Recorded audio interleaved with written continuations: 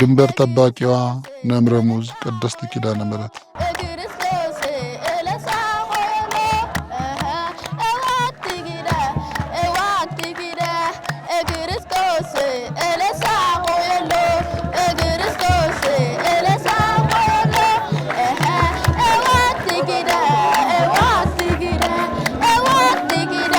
ለዳሰነች ብሔረሰብ ትልቅ ትርጉም የነበራትና ድንበር ጠባቂዋ ብለው የጠሯት ነምረ ሙዝ ቅድስት ኪዳነ ምሕረት በውሃ ሙላትና በእምቦጭ አረም ሙሉ ለሙሉ አደጋ ውስጥ ወድቃለች።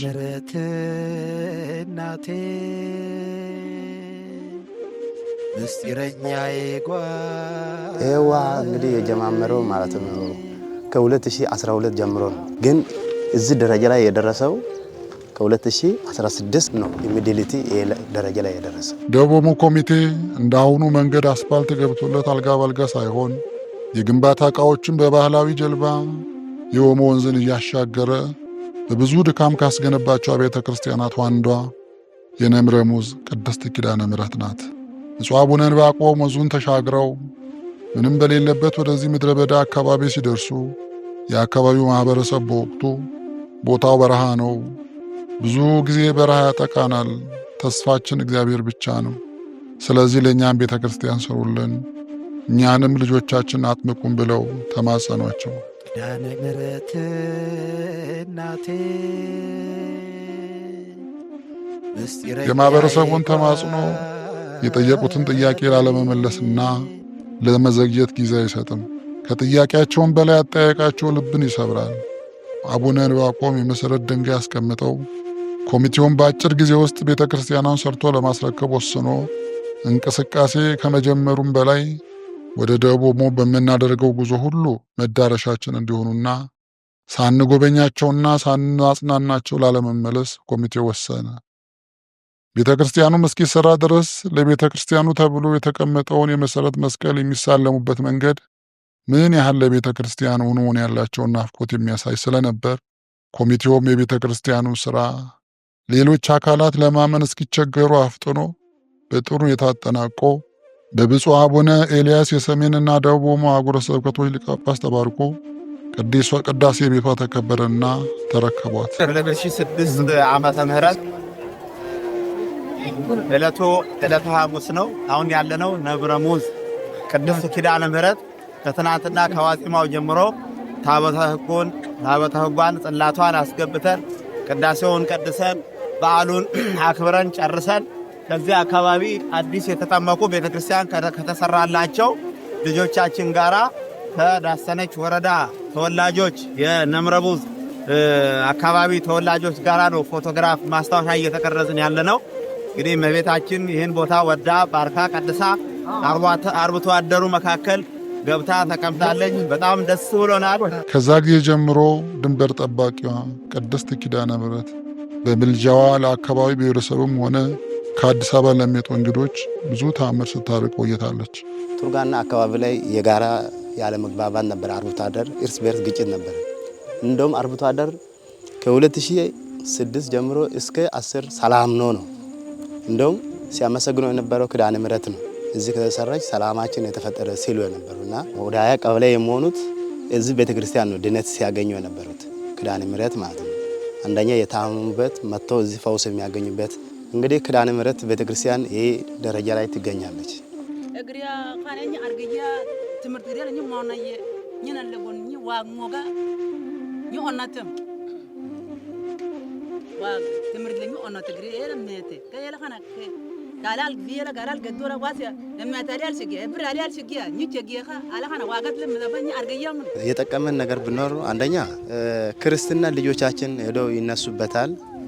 ስጋውና ደሙ እዛ ጋር ሄደው ይቆርቡበታል። ከዛ ደግሞ እንደዚህ ደግሞ በመታ ሌላም የተያዘው ካለ እዛ በቅርቡ ወስደን እንድድኑ ተጠምቆ እንድድን ነው ሲሰጥ የነበረ አገልግሎቱ ነው የምትለው። አሁን ግን በጣም በሚያሳዝን ሁኔታ ይህች ታምረኛ ቤተ ክርስቲያን በኦሞ ወንዝ ሙላት ምክንያት ሙሉ ለሙሉ በውሃ ተውጣ ለድጋፍ ትጣራለች። ስሜ ዲያቆን ብሩክ እባላለሁ። እዚህ ቤተ ክርስቲያን ነው የሚያገለግለው። ሰንበት ትምህርት ቤት ያገለግላል። ሌላ ደግሞ ቤተ ክርስቲያን ይህም ግድግዳ ውስጥ ቤተክርስቲያን ውስጥ ማዋያ ብቻ ነው። ድቁናም በዚህ ቤተክርስቲያን ስም ነበር ያወሰድኩት። አሁን ቤተክርስቲያኑ እንዴት ስትሆን በጣም አዝኛለሁ በውስጥ ከዛ ያለው አሁን ሰንበት ልብስ ቤተልሔም አስገብቼ ነበርኩኝ። ከዛ አሁን ቤተልሔም ውስጥም ውሃ ብቻ ነው። ግን እቃ ለመውሰድ የመጡ ሰዎች ነው መሰለህ አውጥቶ እንጨት ላይ ነው አገኘ። ሰንበት ትምህርት ቤት መዝሙር ሲያቀርቡ የሚለብሱት አልባሳት ነው። አዎ እዛ ቤተክርስቲያን ቀርቶ ነበረ። አሁን ዛሬ ሲሄድ አሁን በአጋጣሚ አገኘው። የኢትዮጵያና የኬንያ ድንበር ላይ ነው የምንገኘው።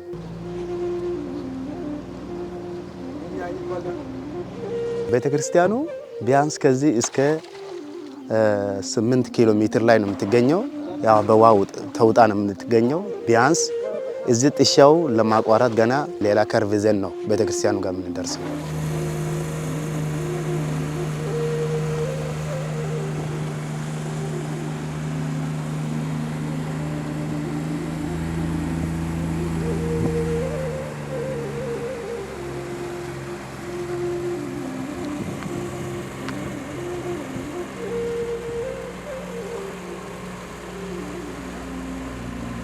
የአካባቢው ማህበረሰብ በውሃው ሙላት ምክንያት ሙሉ ለሙሉ ተፈናቅሎ ሌላ ስፍራ ከታቦቷ ተለይቶ ተቀምጧል። የቅድስት ኪዳነ ምሕረት ታቦት በአሁኑ ሰዓት ሙራቴ ቅዱስ ገብርኤል ቤተክርስቲያን ሲሆን አሁን እኚህ ማህበረሰቦች ወደሚገኙበት መንግስት በቋሚነት አስፍሯቸው ወዳሉበት ቦታ ቤተክርስቲያን ለመስራት እኚህን የዋ ማህበረሰቦችና ታቦቷን ለማገናኘት የደቡብ ኦሞ ኮሚቴ ማህበረ ባኮስ ዳግም እንቅስቃሴ ጀምሯል። ያፈናቀለን ትልቁና ዋናው መሰረት ያደረገው ምንድነው? ውሃ ነው። ተውኝት ይየኻ بالعل على مكيات بالعلم مقوال التمرت قديله كأنا ذا كري واقي التمرت واقي الشيء كري أنا ذا تمرت قد كيساتيا تمرت قد كم منا ذا نيجي كذا ون غير لين مرة فمن غير لقونا نياديو قال تبغى يجيا دو غير نيادي أنا ذا دو بوين دو أنيو بويه أتلا እኛ አሁን በጣም ለማን አቤት እንበል ያልን ነበርን።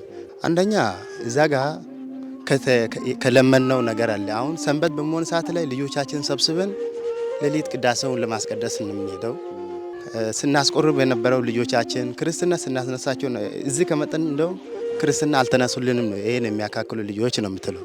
እና እንኳን አሁን እናንተ ይሄ ይዛችሁ መምጣቱ በጣም ጥሩ ደስ ብሎኛል ነው። ለዚህች ታምረኛ ድንበር ጠባቂዋ ቅድስት ኪዳነ ምሕረት ቤተክርስቲያን ግንባታ ድጋፋችሁን ትሰጡን ዘንድ በልዑል እግዚአብሔር ስም እንማጸናለን። እስመ አርያ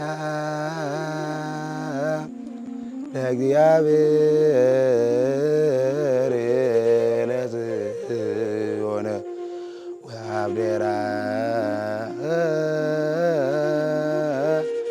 ከመይት ኮኖ ማይደሩ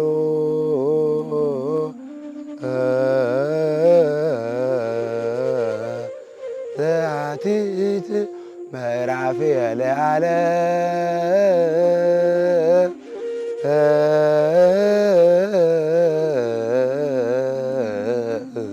እኛ በከተማ የምንገኝ ኦርቶዶክሳውያን ቢጨንቀን የዓለም ውጣ ውረድ ቢያሰለቸን የምንጽናናበት የምናርፍበት ቤተክርስቲያን ብዙ ነው። በብዙ አማራጮች አሉን። ለነዚህ ህዝቦች ተስፋቸው፣ ደጀ ሰላማቸው፣ መጠመቂያቸው፣ መቁረቢያቸው አንድና አንድ ብቻ ነበረች። ይቺውም ድንበር ጠባቂዋ ኪዳነ ምሕረት። እንግዲህ እንደምታየው እነዚህ አሁን ተለቅ የሚሉት 2014 አካባቢ 2013 አካባቢ ክርስትና ጥምቀት ያገኙ ናቸው። እነዚህ ትናንሾቹ ከተፈናቀሉ ጀምሮ እዚህ ተወልዶ ያደጉ ናቸው። ስለዚህ አሁን ክርስትና ስላሴ ልጅነት ያላገኙ ልጆች ናቸው። እነዚህ አሁን የሚሉት ምንድነው? ቤተክርስቲያን ናፈቀች ነው። ከዚህ በፊት ሰንበት ትምህርት ቤት እየሄዱ ያጀቡ ነበረ፣ ሲዘምሩ ነበረ። አሁን የሚሉት ምንድነው? አሮጊቷ ያለች ያለችው ምንድነው? ቤተክርስቲያን በጣም ናፍቀናለች እና ሄደን የምናገለግልበት ነጠላችን እንትን የምንልበት ቦታ ነው የተባለ ያለው።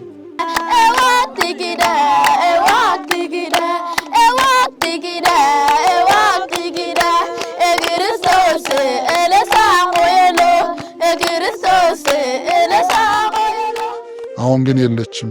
አይሳለሟትም፣ አይጸልዩባትም። ሩቅ ሆነው በናፍቆት መንደድ ብቻ። እዚህ ጋር ቆመን ስናየው አሻግረን ስናየው እንባ ነው የሚያንቀን ነው የምትለው።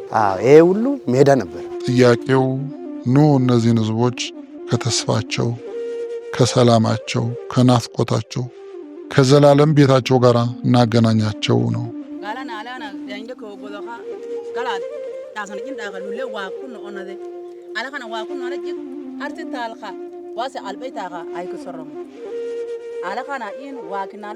gone khajobona ye khajobona desina na gari gadiam gari al khajam gala tulata na film tikid atana film mission onno alkna ya gari khayira kha gali waga bizata galu le do alna men